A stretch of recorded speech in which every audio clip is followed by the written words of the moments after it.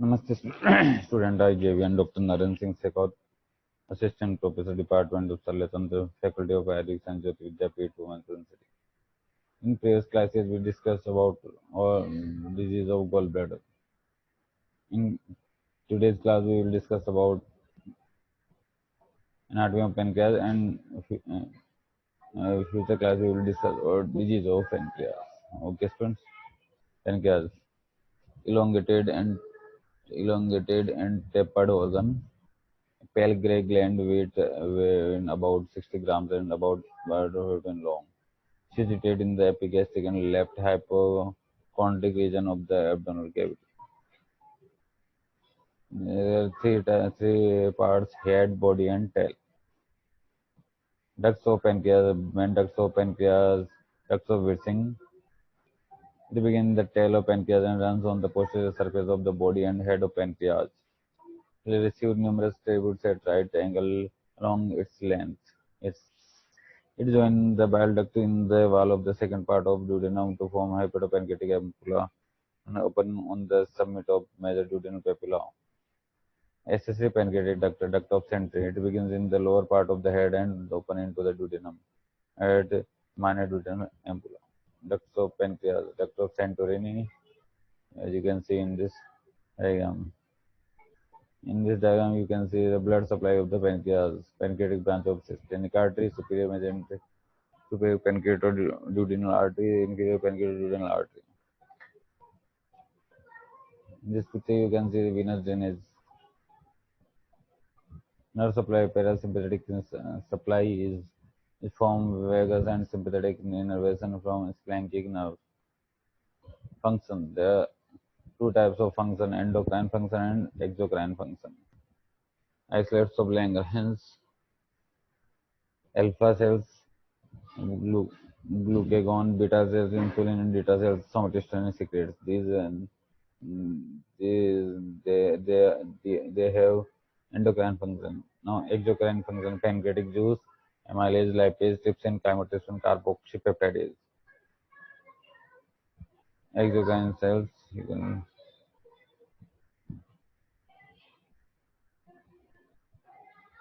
this is all about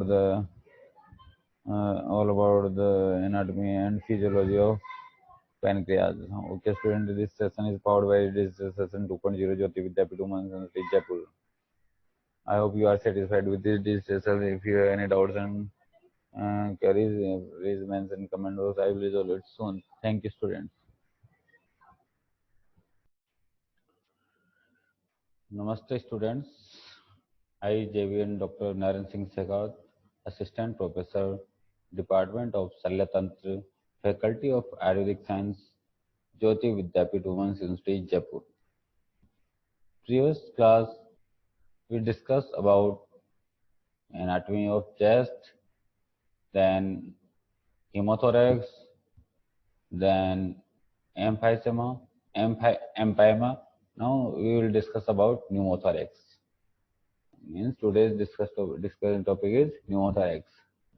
What is the pneumothorax, and what is the clinical features, causes, treatment, and diagnosis? Let's start. Pneumothorax. Pneumothorax means pneumo plus thorax. Pneumo means air. Thorax means chest. So a pneumothorax is an abnormal collection of air in pleural space between the lungs and the pleura. Means pneumothorax क्या है? Abnormal collection of air. ये air की abnormal collection है. कहाँ पे? Between the lungs and the pleura. Pleura और lungs में या pleural space. Pleural space क्या है? Space between the lungs and the pleura. Parietal pleura और visceral pleura के बीच में जो space है उसको अपन प्लूरल स्पेस बोलते हैं. वहां पे एबनॉर्मल कलेक्शन किसका? कलेक्शन एयर का. जनरली एयर होती है लंग्स के अंदर, बट यहाँ एबनॉर्मल कलेक्शन किस में हो रहा है? प्लूरल स्पेस में. तो इसलिए इसको एबनॉर्मल कलेक्शन ऑफ एयर बोला. ठीक है. This diagram is showing the abnormal collection of air. Right lung में जो गैस कलेक्शन है वो कहाँ है? प्लूरल स्पेस में. वो दिख रहा है. वो क्या दिखा रहा है? Abnormal gas collection in plural space. देखो जो डॉटेड डॉटेड जो दिख रहा है वो एयर्स है, ये लेफ्ट और राइट लंग थोड़ा कोलेप्स हो गया है, इसकी जो प्लूरा है उसके बाहर आउटसाइड में आपको डॉटेड डॉटेड स्ट्रक्चर्स दिख रही है, वो क्या है, प्लूरल स्पेस में गैसेस। ठीक है। क्लासिफिकेशन तीन तरह का होता है, सिंपल न्यूमोथोरैक्स, ओपन न्यूमोथोरैक्स और टेंसर न्यूमोथोरैक्स। सिंपल न्यूमोथोरैक्स क्या होता है? सिंपल यानी प्लेन यानी normal pneumothorax. Small pneumothorax can be missed easily.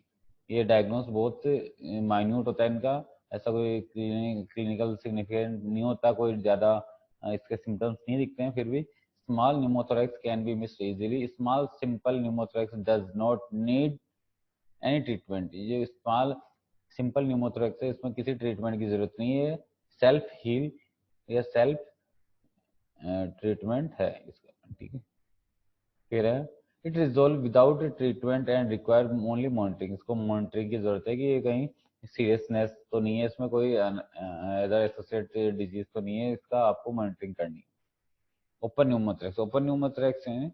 Open pneumothorax generally occurs due to penetrating thoracic trauma when chest wall wound remains patent। Open pneumothorax generally कहाँ होता है? जब कोई पेनिट्रेटिंग थोरेसिक ट्रोमा होता है, जो चेस्ट में कोई वुंड, उसकी वजह से कोई वुंड बनता है, वो रिमेन्स पेटेंट, वो वुंड ओपन रह जाए और उसका हीलिंग नहीं हो, तो उसकी वजह से ओपन pneumothorax होता है। This allow the lungs to collapse completely and creates sucking wound. ये क्या करता है? This allows the lungs to collapse completely. इसकी वजह से ओपन वुंड की वजह से, इसके वजह से क्या होता है कि लंग्स वो कोलैप्स हो जाता है, जिस जिस लंग्स में उसकी इंजरी हुई है। Bilateral pneumothorax is an emergency. जो ओपन न्यूमोथोरैक्स होता है ये यूनिलैटरल भी हो सकता है और बायलेटरल भी हो सकता है, मतलब पेनिट्रेटिंग जो वुंड रह गया वो यूनिलैटरल एक लंग्स में भी हो सकता है और दोनों लंग्स में भी हो सकता है। तो बायलेटरल जो न्यूमोथोरैक्स है इज एन इमरजेंसी, वो इमरजेंसी, क्योंकि एक लंग्स में हो तो कुछ रेस्पिरेशन चलता रहता है, बट अगर दोनों लंग्स कोलैप्स हो गए तो ये इमरजेंसी क्रिएट कर सकता है। Open chest wound produce complete collapse of lungs and paradoxical shift of the mediastinum with each respiration, causing hypoventilation and reduced cardiac output।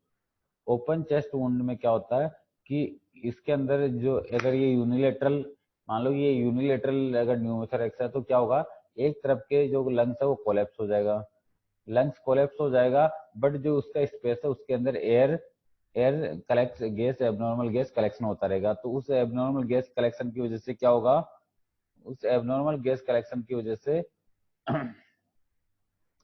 उसमें लंग्स के अंदर कोलैप्स आएगा, तो वो टेंशन वो वहां पे प्रेशर डालेगा लंग्स के ऊपर प्रेशर डालेगा, तो उस तरफ का ट्रेकिया थोड़ा उस तरह का लंग्स थोड़ा कोलैप्स हो जाएगा, तो उससे क्या होगा, जो मीडियस्टाइनम वाला पार्ट है वो भी थोड़ा शिफ्ट हो जाएगा और जो रेस्पिरेशन है वो भी थोड़ा डिस्टर्ब हो जाएगा, उसमें ऑब्स्ट्रक्शन आ जाएगा, तो उससे हाइपोवेंटिलेशन हो जाएगा। हाइपोवेंटिलेशन हो जाएगा तो कार्डियक आउटपुट जो जो हार्ट से जो लंग्स में जो ब्लड ऑक्सीजनेशन के लिए जा रहा था वो भी कम हो जाएगा, इसलिए कार्डियक आउटपुट भी कम हो जाएगा। Treatment is by closure of the wound, intercostal tube drainage and surgery. इसका ट्रीटमेंट क्या है कि आपको वुंड की क्लोजिंग करनी है, जो वुंड पेटेंट रह गया उसकी, और इसके अंदर इंट्राकोस्टल ट्यूब ड्रेनेज आपको डालना है और सर्जरी आपको उसकी करनी है। ठीक है, ठीक बात। Tensor pneumothorax। Tensor pneumothorax. Third and last one is tensor pneumothorax. Tensor pneumothorax is an immediately life-threatening injury that results when gas builds up under pressure within the pleural space after blunt or penetrating thoracic trauma। किसी भी तरह की blunt और penetrating thoracic trauma की वजह से अगर किसी लंग्स में कोई डैमेज हो गया, तो उसमें डैमेज होने से क्या हो गया, जो वहाँ पे उसके अंदर एयर कलेक्शन गैस कलेक्शन हो जाएगा, उससे अंडर प्रेशर वहाँ पे प्रेशर क्रिएट होगा, उस प्रेशर क्रिएट की वजह से वहाँ पे लंग्स कोलैप्स होने लग जाएंगे। उसकी वजह से वो जो गैस वहाँ पे बन रही है वो क्या करेंगे, प्लूरा पे टेंशन क्रिएट करेंगी उस प्लूरा में, लंग्स को कोलैप्स कर देगी और आसपास की जो प्लूरा है, coastal pleura, cervical pleura, thoracic pleura और डायफ्रामेटिक प्लूरा, कोस्टल प्लूरा, इन पे टेंशन क्रिएट करेगी, प्रेशर बनाएगी, तो उसकी वजह से इसको बोलते हैं tension pneumothorax. In this condition respiratory gas में escape from the injured lung during each respiratory cycle or may be entered into the pleural cavity from the outside during the respiration। अब पेशेंट जैसे जैसे respiration करेगा तो बाहर की air अंदर जाती रहेगी और अंदर की एयर बाहर जाती रहेगी, और वो कहाँ जाके कलेक्ट होगी, उससे एबनॉर्मल एयर कहाँ कलेक्ट होगी, उससे प्लूरल स्पेस। ठीक बात। If there is no route for outlet, then it build up pressure, a tension pneumothorax result, and the stellate lungs collapse rapidly। अगर जो अंदर जो एयर आ गई उसको बाहर जाने का ऑब्स्ट्रक्शन आ गया और बाहर जाने का कोई रास्ता नहीं मिला, तो वहां पे क्या होगा, टेंशन न्यूमोथोरेक्स, वहां पे प्रेशर क्रिएट होगा और वो उसकी वजह से टेंशन क्रिएट होगी लंग्स में, तो उसको टेंशन न्यूमोथोरेक्स, उसकी वजह से क्या होगा, एप्सिलेटरल लंग्स कोलैप्स रैपिडली, और उससे उसकी वजह से एप्सिलेटरल लंग्स कोलैप्स हो जाएगा रैपिडली।